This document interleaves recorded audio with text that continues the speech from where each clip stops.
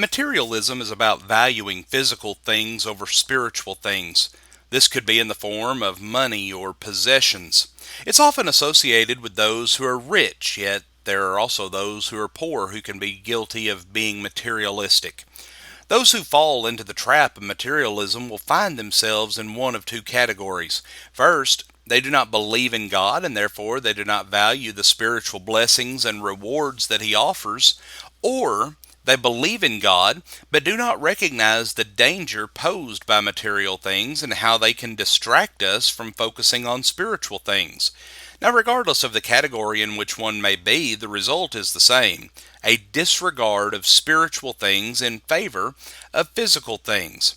In 2019, the average American had $6,194 in credit card debt, $19,231 in auto loans, and $16,259 in personal loan balances.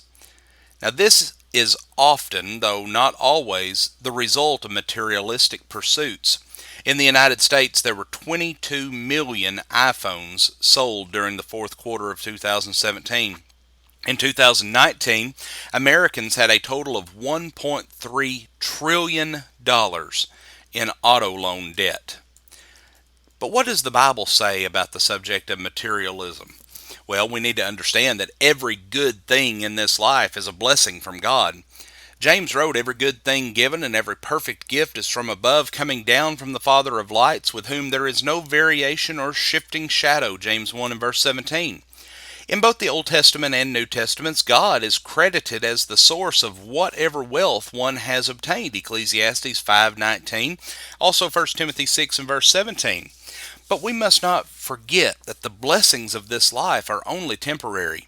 This is why Jesus said, "Do not store up for yourselves treasures on earth, where moth and rust destroy and where thieves break in and steal, but store up for yourselves treasures in heaven, where neither moth nor rust destroys and where thieves do not break in or steal. For where your treasure is, there your heart will be also." Matthew 6. Verses 19 through 21. And one day, the earth and all the works therein will be destroyed. 2 Peter 3 and verse 10. So what do we need to do? Friends, we need to learn to be content. Paul told the brethren in Philippi, "Not that I speak from want, for I have learned to be content in whatever circumstances I am. I know how to get along with humble means, and I also know how to live in prosperity. In any and every circumstance I have learned the secret of being filled and going hungry, both of having abundance and suffering need." Philippians 4 verses 11 and 12. No matter what financial circumstance in which Paul found himself, he was able to be content because he recognized that he could do all things through Christ who strengtheneth him. Philippians 4 and verse 13. But also we must not forget that the love of money is the root of all evil. Now, money in and of itself is not evil. Again, it is a blessing from God. Yet we must guard against the love of money, because those who want to get rich fall into the temptation and the snares and many foolish and harmful desires which plunge men into ruin and destruction. 1 Timothy 6 verses 9 and 10.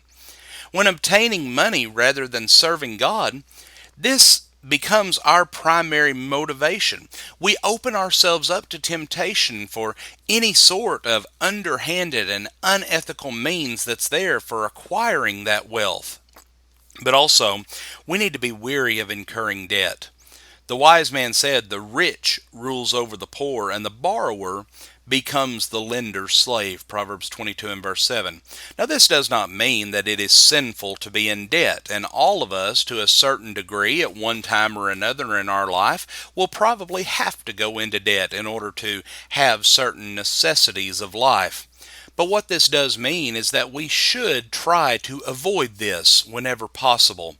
When we are enslaved to a lender, we are hindered from fully using our blessings in a way that honors God.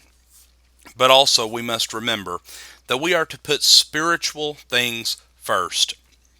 Jesus said that we are to seek first His kingdom and His righteousness, Matthew 6 and verse 33. And even if we could obtain all the wealth in the world, In the end, it would do us no good.